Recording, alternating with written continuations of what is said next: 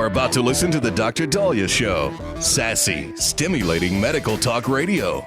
Any medical advice Dr. Dahlia Wax gives on her show should not be substituted for an actual visit to your medical provider. And now, here's Dr. Dahlia.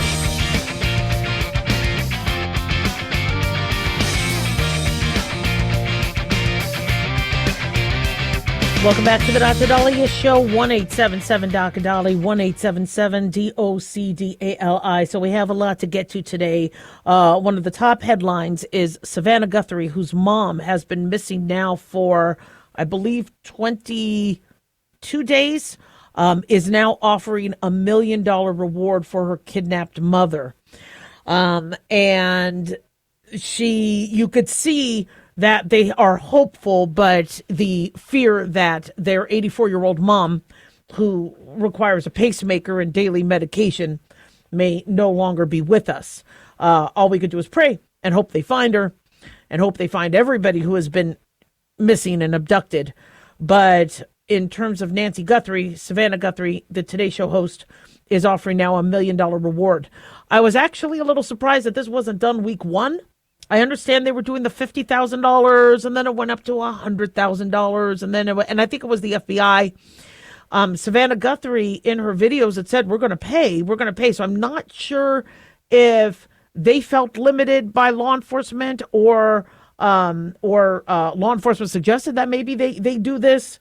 But the Today host said on her video on Instagram, we need to know where she is. We need her to come home.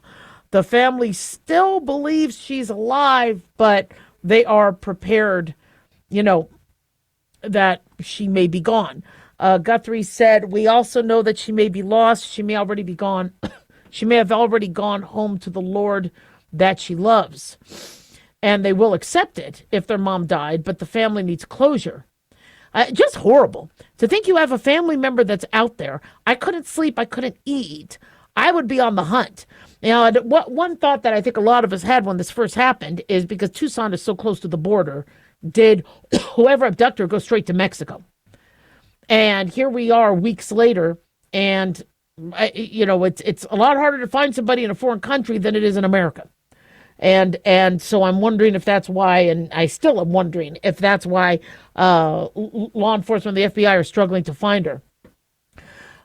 Guthrie said, we need to know where she is. We need her to come home. For that reason, we are offering a family reward of up to $1 million for any information that leads us to her recovery. She pleaded with the kidnapper and anyone with information about her whereabouts. If you've been waiting and you haven't been sure, let this be your sign to please come forward. Tell us what you know and help us bring our beloved mom home so we can either celebrate a glorious, miraculous homecoming or celebrate a beautiful, brave, noble, and courageous life that she lived. Please be the light in the dark. Yeah, just horrible. Just, the Guthrie family has acknowledged that there are other families, millions of families in the exact situation. They have also donated $500,000 to the National Center for Missing and Exploited Children. She applauded the organization's work and for helping families who are coping with loss and actively looking for those who are lost. She says, we are hoping that the attention that has been given to our mom and our family will extend to all the families like ours who are in need and need prayers and need support. So, the Sheriff Chris Nanos has been the Pima County Sheriff, I believe, in charge of this investigation. I know there has been a lot of frustration. Again, if Nancy Guthrie was abducted and taken across the border, I don't know how much the Pima County Sheriff can do. The FBI would have to obviously take point, but the sheriff really kind of just seemed to.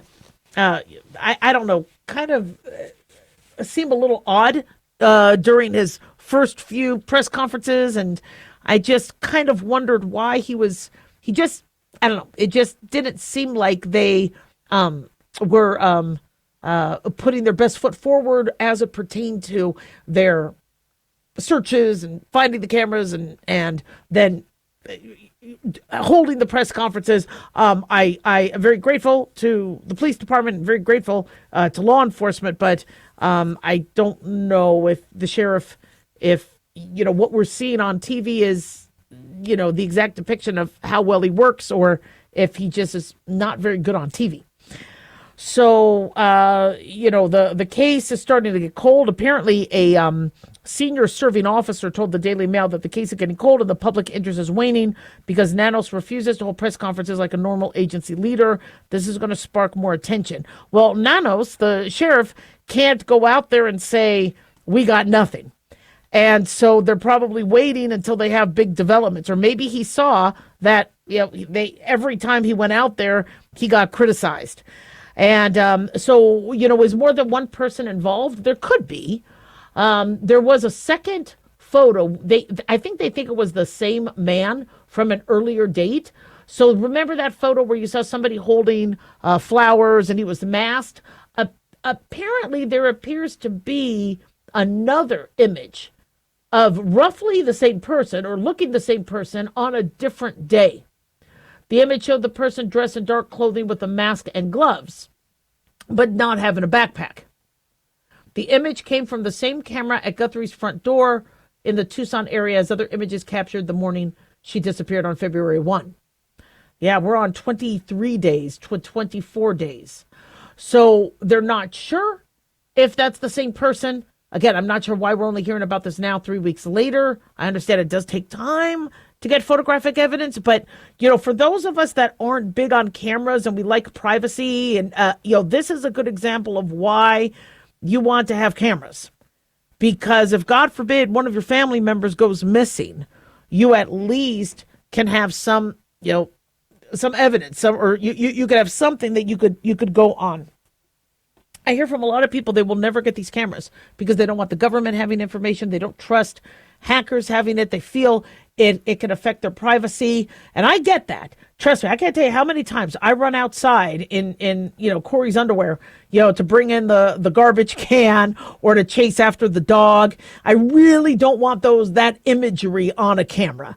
But on the other end, if God forbid anything happens, it looks like everything is basically based on that. I mean, the case is pivoting on what imagery they have.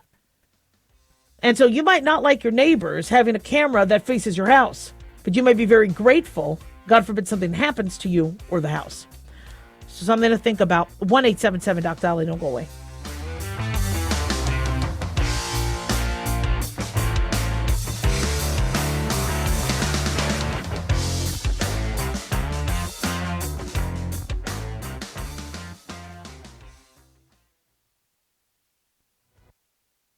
Have you ever thought you'd like to buy and sell houses but didn't know how or where to get the money? My name is Ron LeGrand, and over the past 40 years, I've bought over 3,000 houses without using my money or credit and taught thousands to do the same. Today, even in a virtual environment, we buy nice houses in nice neighborhoods using no banks, realtors, contractors, or other costly entanglements, and build huge cash flow and wealth without the hassle of tenants, all without credit and little or no money. You don't need a license or experience, and I'll show you exactly how it's done. Text FREE to 99799 and I'll send you my free training.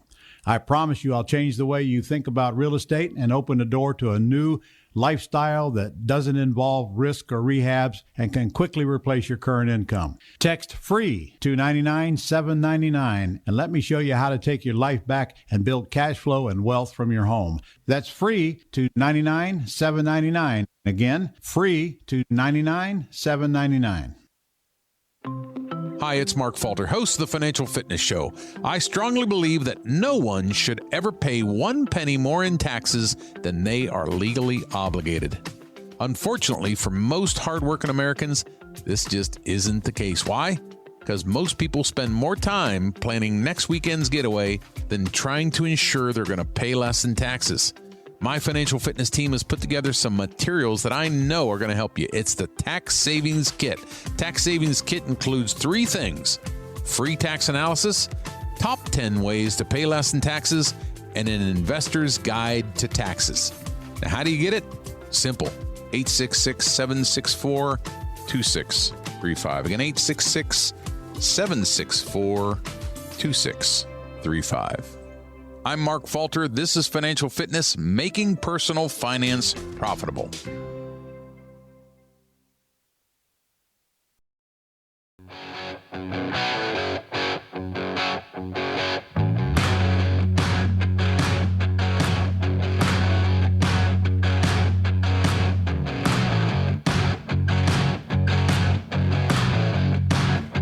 back on the Dr. Dahlia Show. Thank you all for tuning in. 1-877-Doc-Dolly, 1-877-DOCDALI. Big thanks to Talk Media Network for making the show happen. Big thanks to Daniel, our producer, and big thanks to you all for tuning in. We really do appreciate it. Don't forget to follow us on Twitter or X at Dr. Dahlia, Facebook, The Dr. Dahlia Show, and on YouTube, click like and subscribe. So tonight is President Donald Trump's State of the Union address. It's Hubby's birthday. So I'm not going to be able to see it live. Sometimes I like to comment as people watch it live. But I'm going to see it delayed. And I am very interested in that. I know a lot of people think he's going to say the same thing he always says. But his State of the Union speeches have been pretty good. And I really, really like to look at who he honors and who he incorporates into what the administration is prioritizing this year. And so I like watching the State of the Union. It's going to be an interesting one and not without its drama. As you know, that the State of the Union is something that the U.S. Constitution does require of the president. He is supposed to shall from time to time give to Congress information about the state of the union and recommend to their consideration such measures as he shall judge necessary and expedient, which is a quote. Now, President George Washington delivered the first State of the Union in 1790. So this is something that is tradition. And rather than it being something private where, okay, we're going to address Congress, I'm going to speak to you guys, it's very publicized. And the media streams it and we all get to watch it. And then the State of the Union also becomes a platform for opposition parties to wear certain colored clothing, stand up and yell, hold signs. And it hasn't been a good look, for the Democrats in previous years. And so, it's, in fact, we're being told that many Democrats are not going to go. And I think Hakeem Jeffries has spearheaded that, which I think is a problem, because if the Constitution requires the president speak to Congress, then I'm assuming Congress is required to be there. So I am a little confused with that. So a number of Democrats will attend a different event called the People's State of the Union. It's a rally organized by, I believe, Midas Touch and Move On Civic Action. It's apparently left-leaning groups. And they are going to criticize Trump while he is doing the State of the Union. Now, House Minority Leader Jeffries tells caucus members to either attend with a silent defiance or skip Trump's speech. But I don't think he wants there to be, some of the drama. That's where people are getting kicked out. The sergeant at arms has to take them out.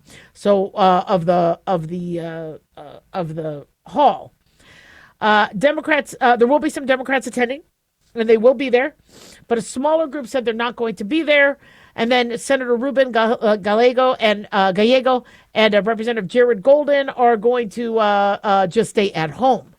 So, this is kind of interesting because we have a job to do, and our job as Americans is to work with the other party and to work together. Last year's Representative Al Green kind of standing up, and he was waving his cane and he was yelling, and then having to get escorted out. We don't want to see that. And I understand people want to have that image of revolt and we don't, and tyranny, but that's kind of difficult to do when you have so many supporters, not to mention, a good number of Americans, the majority of Americans wanted Trump there. And so, how do you, voice support or voice opposition? Well, you don't yell and scream. You don't make yourself look like, you're unstable. You try and work together. I mean, you catch more bees with honey than you do with vinegar. If the Democrats really wanted certain things done, and certain things are I would work bipartisanly and say, look, we could work with you on this. It just always, we're going to oppose. We're going to fight. And it's not working. It's not working for them, and it's not working for the country. And so people asked if Representative Green is going to attend, or if he's going to disrupt the address, or he said, I will continue this peaceful protest. And so, it's our American right to protest and to voice our criticisms. It's our freedom of speech. But the purpose of the State of the Union is to, what is this administration doing? What are their plans? Right. I mean, if Trump is an enemy of yours, right? Keep your friends closer, your enemies closer. Don't you want to know what the plans are? I mean, he's going to be talking about immigration. He's going to be talking about Iran. He's going to be talking about Russia. He's going to be talking about things that affect you. And what is your job? Your job is to represent your district or your state. Not going. Yeah, it's interesting. Some people think they were voted in to be anti-Obama or anti-Biden or anti-Trump. And there might be some individuals that are like, I just want to vote somebody in that just stands up and just says, I'm anti this, and this. That's all I want my representative to do. But the majority of Americans want their representatives to make sure their schools are good, make sure we don't have Tren de Aragua or cartel members in our cities, to make sure what's happening in Puerto Vallarta doesn't happen here, to make sure Americans can travel safely, to make sure the war ends in Ukraine, to make sure we don't have a draft. I mean, these are, I would, if you're considering, deciding to go to another State of the Union or whatever, I would ask your constituents, what exactly do you want and what do you need? When you saw Catherine Cortez Masto sign the reconciliation bill or whatever to keep funding the government, it's because she listened to Nevadans. I mean, that's your job. I know you feel like you won't win your primary because the other side is going to say, wow, they sided with Trump, and they're going to twist it. But, look, this is what my constituents wanted. They wanted me to do this. This is what I did. That's my job. Interestingly, the U.S. men's hockey team, ecstatic about coming to the State of the Union. Now, I don't know if all the members are going to, but according to Quinn Hughes, who I believe made the winning goal that launched the U.S. hockey team into the semifinals, and then his brother Jack Hughes won the game-winning goal in overtime on Sunday to help the U.S. beat Canada. Quinn Hughes said, yeah, we're excited to go to President Trump's State of the Union. He said, it's something you don't get to do. You don't know what day it is every Tuesday. Now, I don't know if he was interviewed drinking, because remember, they've been partying hard. I don't blame him. But he said, but it's going to be special for us. And you just see how excited they are. I think they were in a bar in Miami last night, and they were singing the Star Spangled Banner. You saw how happy they were to be American and how happy they were to represent the country. And, they interviewed one hockey player who said it exactly the way I think a PR company would have him say it and what I have recommended athletes say. He said, look, this isn't about, I think it was Jack Hughes. He said, I understand people have different politics, and but we're proud to be American. We're proud to represent America. It just doesn't have to be that hard, people. Now, the women's hockey team has declined the invitation. They have, I believe, scheduling conflict. And so that, obviously has kind of drawn some head scratching. According to the female team, women's hockey team, they are not coming because due to the timing and previously scheduled academic and professional commitments. So they're trying not to do the middle finger, but they're not coming. And it's, I think it's an honor, no matter which president, having any president ask and honor you and congratulate you. Athletes are going to have to then make a choice in 2028. The U.S. Olympics is coming to Los Angeles, and the president will be there. And so are you not going to want to compete because you don't want to be around the president? I mean, 1-877-Doc-Dolly, don't go away.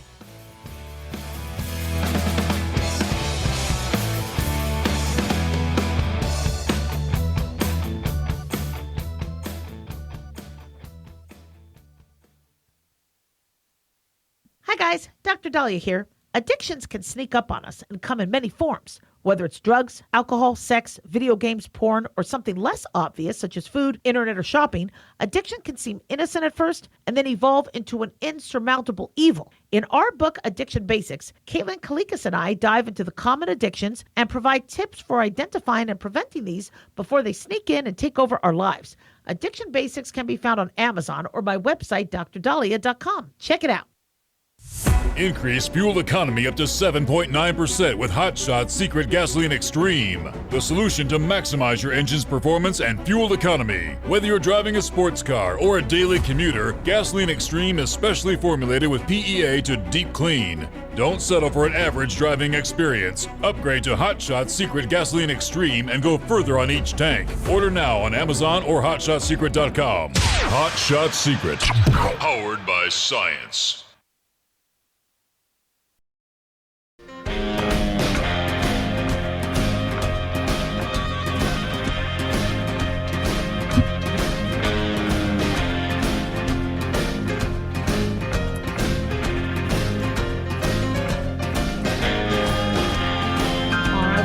Dr. Dahlia Show. Thank you all for tuning in. 1-877-Doc-Dolly, 1-877-DOC-DALI. So we enjoy a freedom of speech like no other country.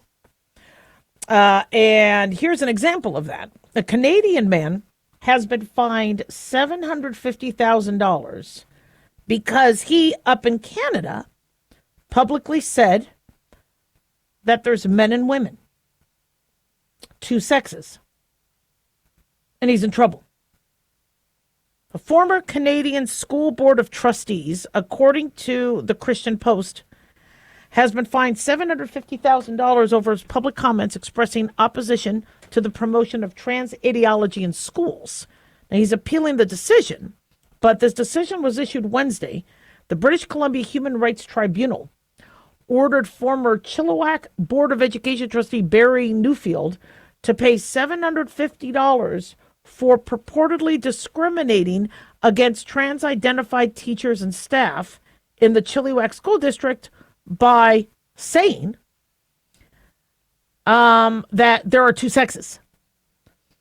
They said, his expressing opposition to efforts to push gender confusion, and by expressing on social media his belief in the scientific reality that there are only two sexes. The tribunal claims the astronomical fine is justified to compensate the LGBT-identified district employees for injury to their dignity, feelings, and self-respect. So, for those individuals who feel that, under Trump, things have started to lessen in terms of cancel culture, start to reverse. Less cancel culture, less, you're not going to lose your job. You're not going to, if you don't want a biological male in a girl's bathroom, now there's an executive order to stop that. Things can change very easily in the coming years. And, having transgender individuals in our extended family, the true gender dysphoria is, they need support, and it's a personal decision. And many of them, as I've said, they want to be very private about it. They don't want people identifying that they did that. They just want people looking at them as, oh, you're a beautiful woman, or you're a beautiful man, etc.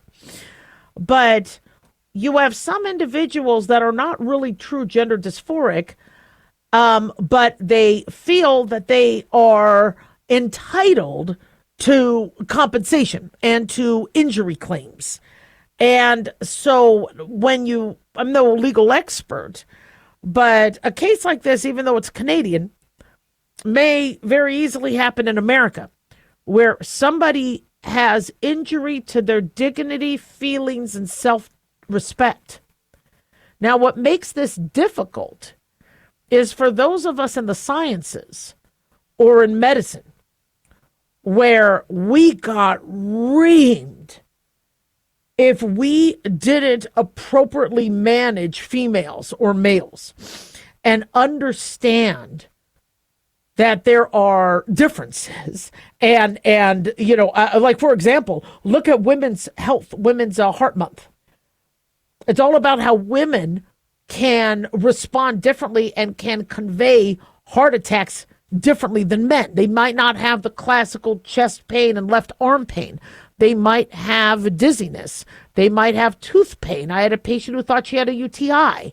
They might have nausea. They might have, and so, we in medicine, very, very aggressively with medical students, residents, etc., we ensure that no woman and no man gets medical issues overlooked because they're so different.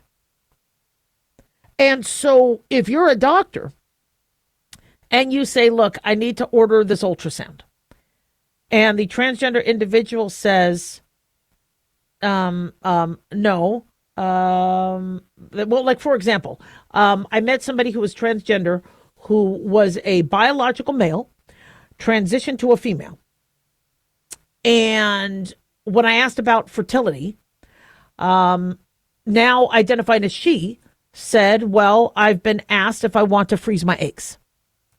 Now, she doesn't have eggs because she's a biological male. So I'm assuming she was referring to the testicles and sperm. So if a doctor, shall we say, goes, okay, you have testicles, you're having pain in that area, we need to do a testicular ultrasound. If that doctor refers to those testicles as testicles and not ovaries with eggs, is that injury to the dignity, feelings, and self-respect? So I hear from medical students and doctors all the time going, what do I do? And so it can be very challenging, because last thing you want is to be sued or accused of misgendering. And then on the other end, you don't want to be sued and accused of negligence for not appropriately managing somebody's medical issues. And so what doctors have been doing, and what part of society has been doing, is say, look, you have XY, XX, and yes, there's also Turner syndrome and other variations, but for the most part, you have the biological male, you got the biological female, but then you have the gender identity. And so what they've tried to do is you got the scientific, biological, genetic, and then you have the identification and how they're identifying. But apparently in Canada, no, you couldn't separate biological sex from gender. You had to, or you got fined. They say the estimated number of teachers in the Chilliwack School District who identified as LGBTQAI+ from 2017 to 2022 was between 45 and 163. The British Columbia Human Rights Tribunal estimates that each will receive between $4,600 and $16,000. Now, what makes this concerning is that's a good amount of dough. And so you could have individuals that go, wait a second here. He called me by my name on my birth certificate. He called me by my name on my driver's license. I'm misgendered. I deserve compensation. And what really stinks is this really hurts the individuals that the civil rights or the human rights are trying to protect. We don't want somebody going up to a transgender individual and bullying them, hurting them, but somebody saying, look, you got, the XX, you got the XY, you got the biological parts, we have, if you start to sue and extend liability, then you dilute the individuals that, really are, shall we say, being affected from a human rights standpoint. And so my worry is there's going to be cases and cases and cases as people say, well, my feelings are hurt. Well, then what about the cases of the woman who said, look, being a woman is more than having a vagina, and taking hormones and wearing a dress. You are insulting women. One, thinking you could do a better job, as a woman, you being a man thinking you could do a better job as a woman, and B, minimizing what women do. That's why that Bud Light commercial with that, was it Dylan McEnany? I forget. Remember, the transgender male or transgender female was in a bathtub with pearls, like dancing around with the bubbles and a Bud Light. I go, that's not women. Is that what Bud Light thinks women do? And so now are you going to have women or men go, that's not what you're now affecting our dignity, our feelings, and our self-respect. And so transgenderism is a very private thing. People wanting to, and look, this is who I want to be. This is who this is how I want to be addressed as. But now that we're starting to bring in lawsuits and all that, it's going to really now involve more and more people, and we're going to now start to see much more drama. 1-877-Doc Dolly.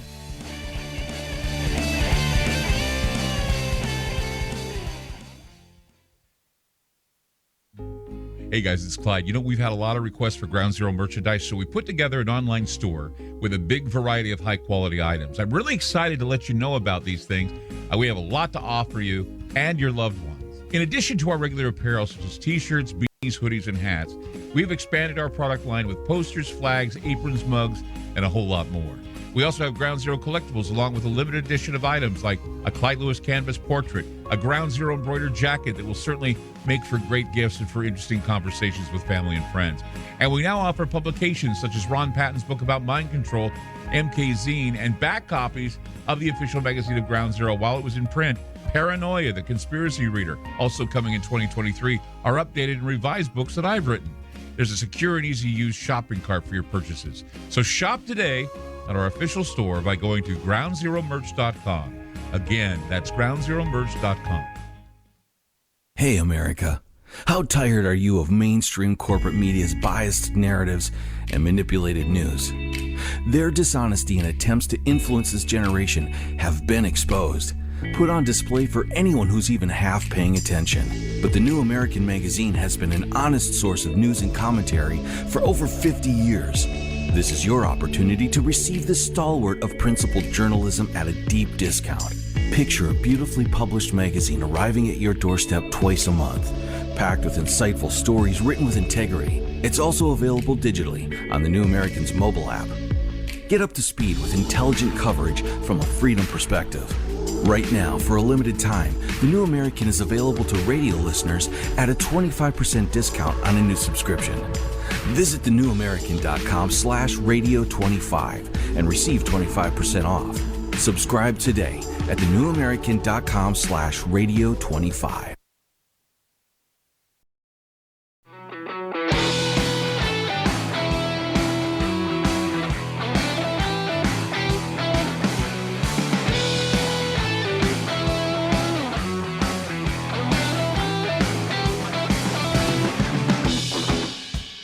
Welcome back to the Dr. Dahlia Show. Thank you all for tuning in. 1-877-Doc Dolly, 1-877-DOCDALI.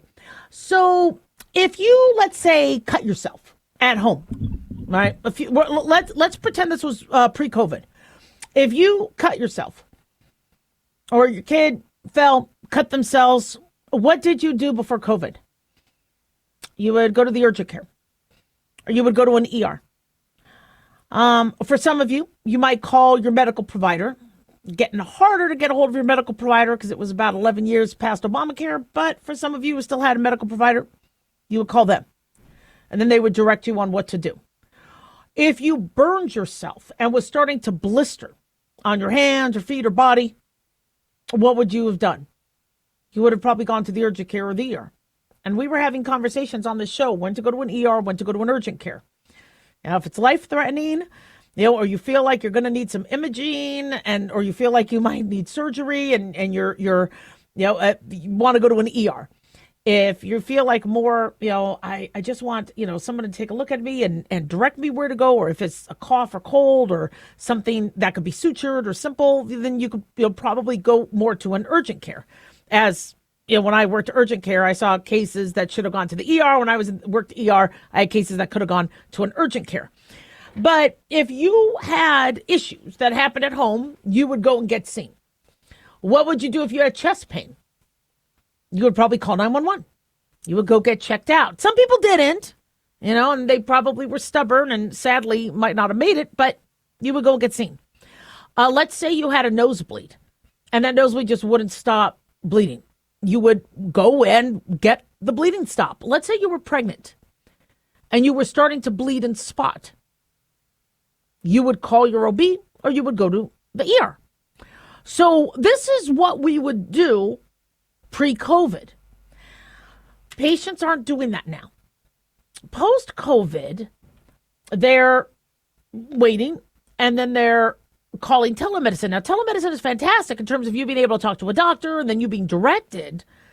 But somehow patients have gained over the last 6 years this new type of thinking that, well, they can wait.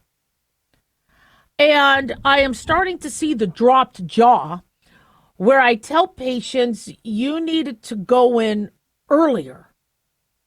So, for example, pre-COVID, what happened if you woke up and you thought you had the flu and you felt horrible? You would go in, get tested, and get treated.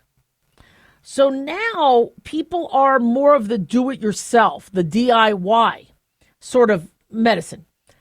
And so I'm getting calls from people who lacerated themselves or their kids cut themselves over a day ago.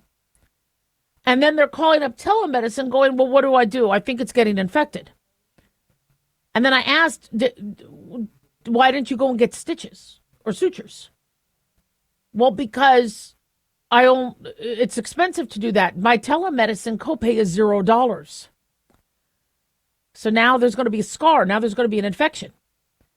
And I've been seeing so many lacerations where they call up and it's after 12 hours. And I go, well, if it's after 12 hours, the doctor might not be able to sew it up. Now some studies, and I remember this back in the 90s, they were like, depending on the laceration, sometimes we could extend that out. But the sweet period is trying to get to it as quickly as possible, ideally between 6 and 8 hours after that laceration. And so the most common question I get from parents or from patients is, really? I can't get them this weekend? Because when I say you got to go in and get seen, sometimes they'll cut themselves right away. I'm like, okay, you got to go in and get seen. They'll go, okay, I'll make an appointment for Monday. And I go, no, you got to get this repaired now. Why? Well, if you have a cut and an open wound, bacteria and infection get in. What we do in the ER setting and the urgent care setting is we numb it up and then we clean it and we debride and we irrigate and we try to get anything that could have blown in or gotten in there or splintered in. And then once we think it's as clean as possible, then we repair it and we approximate the edges. If there's a flap, we do what we can. Sometimes we have to set you up for a graft, but if we could approximate the edges and get it closed, that's good. If you're 12 hours, your body already starts to try and heal. So now you have a wound and you start to make this extra layer of granulation tissue and now the body's trying to close it. A lot of, urgent care doctors or ER doctors now, they either have to clean that part out or sometimes we just have to let it go and say, you know what, it's going to have to heal on its own and you're now going to have a big scar. So where did patients lose that information? Because they were adults. The majority of people were still adults in 2020. Where did that thinking change? Why did that thinking change from if you cut yourself, you got to go in and get that fixed to, you know what, I could wait. I'm just noticing people are sensing that now that there's telemedicine, you don't have to go into the doctor at all, but you do. So a pregnant woman who's bleeding or spotting, all right, I know the first thing people think of is, oh my gosh, I'm miscarrying, or I'm, maybe it's I don't know. My body wants to have a period, so it's going to try no matter what. So anytime there's spotting in a pregnant woman, we want to assess to see if the baby's still alive. The fetus is still alive. We want to check hormone levels. And then if we identify that it's because their progesterone is low or their thyroid's low, we will try to rectify that and manage that and salvage the pregnancy, which means the second you're having any bleeding or cramping, we need to see you right away. And I am seeing patients that are waiting. Like, well, it's the weekend. It's the weekend. Now, in their defense, you used to have 24/7 urgent cares. Those are expensive. They're having trouble staffing. Now with high deductibles or people not paying their bills, yeah, a lot of urgent cares have closed. And so, unfortunately, your only chance might be an ER. But don't make that mistake where you're home waiting. Same thing with chest pain. There was a mom who had called up saying her son passed out, had blue lips, was unresponsive. He got better, so she's calling us. She's calling telemedicine. And I told her, you got to take him to the ER. Don't wait, because this could happen again. He could have had a seizure. He could have had a cardiac episode. But it was hours ago. And unfortunately, we want to be able to get on that as quickly as possible. And so a big mistake I think patients are making is they're not thinking 2020 or 2019 or 2017.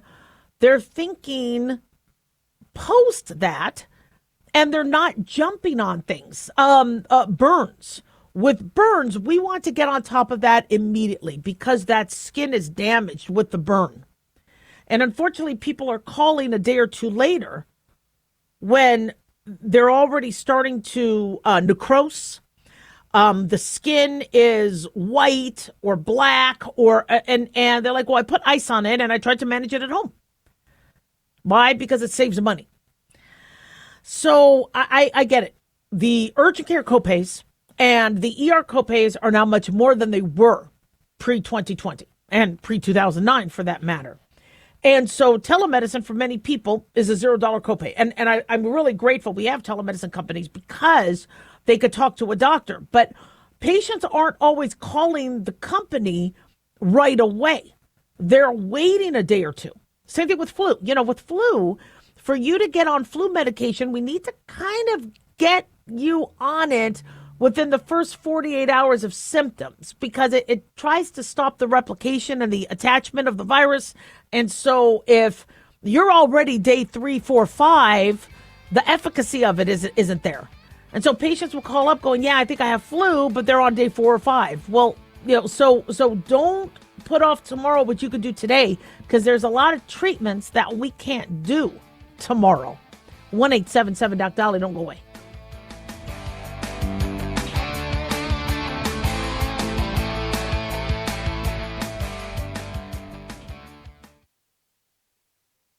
Looking for an easy read that can actually help secure someone's future? Pick up a copy of Mark Falter's book, Common Sense Income Strategies. For the past 30-plus years, Mark has helped thousands of hardworking Americans secure their financial future by using strategies that continue to create wealth, whether the market is up or down. Strategies that will make perfect sense once you take the time to read this powerful book. Common Sense Income Strategies brings to you what Mark has been teaching in person and talking about on the radio for decades. It's not rocket science, it's a pretty easy read. You've worked too long and too hard not to see the fruits of your labor.